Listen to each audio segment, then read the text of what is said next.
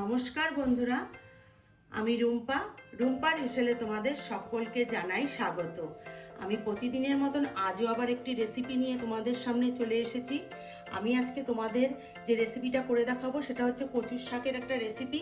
কিন্তু আমরা তো কচুর শাক অনেক রকমভাবে করে খাই। জলা কচু বা শোলা কচু আছে, সেগুলো আমরা নানা রকমভাবে নিরামিষ, আমিষ, চিংড়ি মাছ দিয়ে, মাছের মাথা দিয়ে সব করে খাই। কিন্তু আজকে আমি সম্পূর্ণ নিরামিষভাবেই একটা অন্য ধরনের কচুর শাক রান্না করে তোমাদের মধ্যে শেয়ার করব। সেটা হচ্ছে দুধমান কচু। জানি না তোমরা নাম শুনেছো কিনা দুধমান কচু। আমি আজকে নারকেল সর্ষে পোস্ত দিয়ে রান্নাটা করব। তা আমি আগে থেকেই দেখো কেটে রেখেছি, তবুও আমি দুটো ডগা কাটিনি তোমাদেরকে দেখানোর জন্য। কেননা তোমরা কে কে মানে দুধমান কচু জানো বা চেনো তা তো আমি জানি না, তাই জন্য দেখানোর জন্য আমি রেখেছি। এই যে দেখো, এটা হচ্ছে দুধমান কচু। এই দেখো, দুধমান কচু কাটার পরে না একটু দুধের মতন সাদা সাদা কষ বেরোয়, তাই এটার নাম হচ্ছে দুধমান কচু। তাই এটা আমি কাটিনি, আমি তোমাদেরকে দেখানোর জন্য। তাই এই দুধমান কচুই আজকে আমি নারকেল সর্ষে দিয়ে সামান্য উপকরণ দিয়ে খুবই টেস্টি এবং মুখরোচক একটা রেসিপি আমি তোমাদের মধ্যে শেয়ার করব। এটা কিন্তু খেতে ভীষণই ভালো লাগে, গরম গরম ভাতের সঙ্গে আর কিছুই লাগে না এই রকম রেসিপি হলে পরে। তাহলে আমি চলে যাব মূল রেসিপিতে। আর বন্ধুরা, ভিডিওটি প্রথম থেকে শেষ পর্যন্ত দেখার অনুরোধ রইল। তাহলে আমি প্রথমে কচুটাকে, এই যে ডোগাগুলো আছে এগুলোকে কেটে নিয়ে ভাপিয়ে, একটু ভাপাতে হবে, ভাপিয়ে নিয়ে আমি আবার ফিরে আসছি। দেখো, আমি দুধমান কচুগুলো ভাপিয়ে নিয়েছি, ঠিক এইভাবে ভাপিয়েছি। পুরো অন্যান্য যে জলা কচু বা শলা কচু যে আমরা রান্না করি, সেই কচুর শাক যখন আমরা ভাপাই তখন কিন্তু আমরা পুরো ঘেটিয়ে ফেলি, কিন্তু এটা কিন্তু এইরকম গোটা গোটা অবস্থায় আমি কচুটাকে ভাপিয়ে নিয়েছি। আর আমার এর সাথে যা যা উপকরণগুলো লাগবে সেটাও তোমাদেরকে দেখিয়ে নিচ্ছি।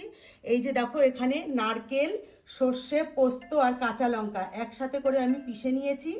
আর এখানে ফোড়নের জন্য কালো জিরে আর শুকনো লঙ্কা আছে। আর এখানে আছে লবণ, হলুদ। আর রান্নাটা কিন্তু আমার সর্ষের তেলে হবে। তা বন্ধুরা, তোমাদের কাছে আমার অনুরোধ রইল, বাড়িতে অবশ্যই একবার আমি যেভাবে রান্নাটা করছি এইভাবে রান্নাটা করে খেয়ে আমাকে কমেন্টস করে জানিও তোমাদের কেমন লাগলো। এটা কিন্তু খেতে ভীষণই ভালো, মুখরোচক একটা রেসিপি। তাহলে চলো এবার কথা না বাড়িয়ে চলে যাই মূল রেসিপিতে। দেখো, আমি গ্যাস ধরিয়ে কড়াই বসিয়ে দিয়েছি, কড়াইতে সর্ষের তেলও দিয়ে দিয়েছি। তেল আমার গরম হয়ে গেছে। এবার আমি সবার প্রথমে ফোড়নটা দিয়ে দেবো। ফোড়নের জন্য আমি শুকনো লঙ্কা আর কাঁচা লঙ্কা নিয়েছিলাম, সেটা আমি দিয়ে দিচ্ছি। তা ফোড়নটা একটু আমি ভেজে নেব। এবার আমি এর মধ্যে দিয়ে দেবো একটা শুকনো লঙ্কা, আমি একটু তুলে রেখে দেবো। এবার আমি এই ফোড়নের মধ্যে দিয়ে দেবো একটু লবণ আর হলুদ, না হলে আমার গায়ে ছিটে আসতে পারে, এই জন্য আমি লবণ আর হলুদটা একটু দিয়ে নিচ্ছি। এবার আমি এর মধ্যে দিয়ে দেবো ভাপিয়ে রাখা কচুর শাকটা। খুবই সিম্পল একটা উপকরণ দিয়ে এই রেসিপিটা তৈরি করা যায়। বন্ধুরা, তোমরা অবশ্যই একবার বাড়িতে কিন্তু ট্রাই করো, খেতে ভীষণই সুস্বাদু হয়। আমাদের যখন মুখে অরুচি হয় তখন কিছুই খেতে ভালো লাগে না, কিন্তু এই রকম যদি রেসিপি হয় তাহলে কিন্তু আমাদের মুখের অরুচিটাও কেটে যায়। এবার আমি এর মধ্যে একটু হলুদ আমি দিয়ে দেবো একবারে, আর দিয়ে দেবো একটু লবণ। আর আমি ভাপানোর মধ্যে কিন্তু 4টে কাঁচা লঙ্কা আমি আগে থেকেই কচুর শাক ভাপানোর সময় আমি ভাপিয়ে নিয়েছি কাঁচা লঙ্কা। আর আমি নারকেল সর্ষে পোস্তের মধ্যে কিন্তু কাঁচা লঙ্কাটা আমি বেটে নিয়েছি। ঝালটা কিন্তু তোমরা তোমাদের পছন্দ মতো দেবে। আর কচুর শাক একটু ঝাল ঝাল হলেই কিন্তু ভালো লাগে। তাই এবার আমি কিছুক্ষণ এটা আমি একটু কষিয়ে নেব, তারপরে আমি এর মধ্যে মশলা দেবো।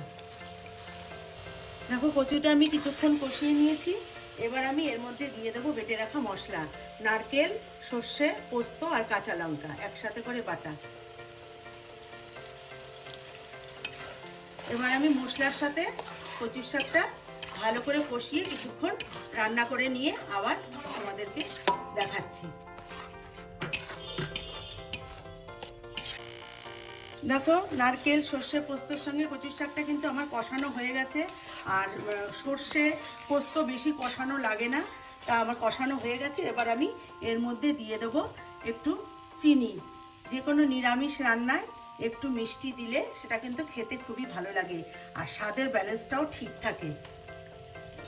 এইবার আমার কচুর শাকটা কিন্তু রান্না হয়ে গেছে। আমি এটা কিছুক্ষণ একটু নেড়ে চেড়ে তারপরে নামিয়ে নিয়ে তোমাদেরকে দেখাচ্ছি। দেখো দুধমান কচু নারকেল সর্ষে পোস্ত দিয়ে আমার হয়ে গেছে, আমি নামিয়েও নিয়েছি। তা বন্ধুরা, আমি যেইভাবে রান্নাটা করলাম তোমরা অবশ্যই এইভাবে রান্নাটা একবার হলেও করে বাড়িতে খেয়ে দেখো, ভীষণই ভালো লাগে। তা আমার রেসিপিটা তোমাদের কেমন লাগলো আমাকে অবশ্যই কমেন্টস করে জানিও। ভালো লাগলে একটা লাইক করে দিও, আর বন্ধু বান্ধবদের মধ্যে শেয়ার করো, আত্মীয় স্বজনের মধ্যেও শেয়ার করে দিও, তারাও তাহলে এই রেসিপিটা দেখে বাড়িতে তৈরি করে খেতে পারবে। তাহলে আমার চ্যানেলে নতুন বন্ধু হয়ে থাকলে চ্যানেলটিকে সাবস্ক্রাইব করে নেওয়ার অনুরোধ রইল। যারা ফেসবুক থেকে দেখছো তারা ফেসবুকের পেজটিকে অবশ্যই ফলো করে নিও, আর যারা আগের থেকে এই কাজটা করে রেখেছো তাদেরকে অসংখ্য অসংখ্য ধন্যবাদ। তাহলে আজকের মতন ভিডিওটি আমি এখানেই শেষ করছি। ভালো থেকো, সুস্থ থেকো, নমস্কার।